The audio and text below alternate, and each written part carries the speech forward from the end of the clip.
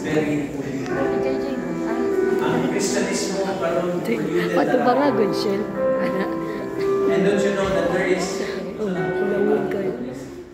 gusto na ako na mabalan ninyo that katong mga old Christian problem in the time of Jesus nigawas na karon.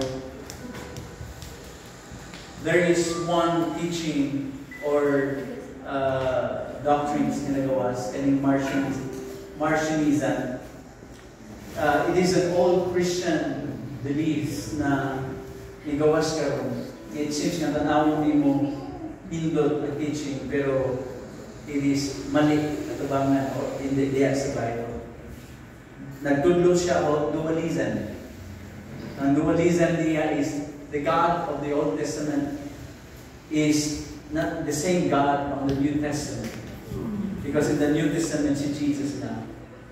That's why I really believe that the Holy Spirit is gusto niya nga atong kuhan ng mga kabataan to have a new generation of Christians who will believe in the Bible, anyone nga mga Gnostic.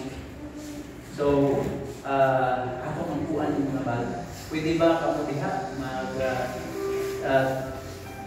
raise sa inyong kamot nangin ng mga bata? And we will pray with them. Father, we are here just to obey you. And Lord, in this moment, oh God, niining ang mga bata, niya kami sa iyong mga altar. Pray for a new generation of Christians who will fight for what is right and for what is true. We pray for a new generation of Christians from these children, O Lord, that God will serve you faithfully, will commit their lives, O God, in the service of the true King, of the true Savior. Lord, we pray for this generation. We pray for this generation, O God, that you will make their hearts, O God, hallelujah, nga kumitan Ginoo diha sa imong kausa, Ginoo. Lord, maybe dili pa nila Ginoo nga nagatindog sila niini nga altar. But later on, O God, O Holy Spirit, speak to their hearts, speak to their mind. Make them a Christian that is for you, Lord.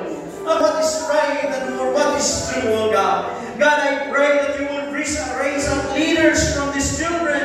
I pray that you will raise up leaders from these children who will lead, O God, in the government, who will lead, Lord God, in the religious world, who will stand as a Christian, who will believe in their doctrine of the Bible, O God, that the Bible, the full authority of your word, O God, no pag-inangay fight, you know.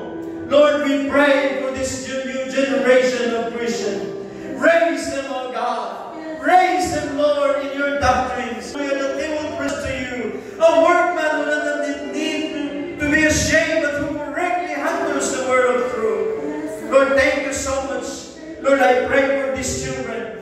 We pray, this entire congregation is praying for these children. Protect them, protect their heart, protect their faith, Lord, in the name of Jesus. Lord, hallelujah. Lord, hallelujah. Taguwa sila, Ginoo, sa ilalong sa iyong mga pagpa. Taguwa sila, Ginoo, sa ilalong sa iyong mga kamutaw. Panalipti sila kanunay, Ginoo. Even sa ilang pag-eskwela, O God. Lord, hindi nila malimtan that you are there. Lord, sa kasa sila mo ato, hindi nila malimtan, Ginoo, that you are there, O God, who will protect them. And Lord, for the time, Ginoo, wagi sa Kristanan, and they will call upon you. You are the God who will answer, O God. Because that is your promise. Your plan for these children is not to harm them, but Lord, to give them hope and a good future. Lord, we declare as congregation that give good future for these children, O God. Thank you so much, Lord, sa imong paghahimuon. Lord, I praise you for their lives. I commit them unto you, Lord. In the name of the Father, and of the Son, and of the Holy Spirit. In Jesus' name. Amen. God bless you. The praises and the worship of God.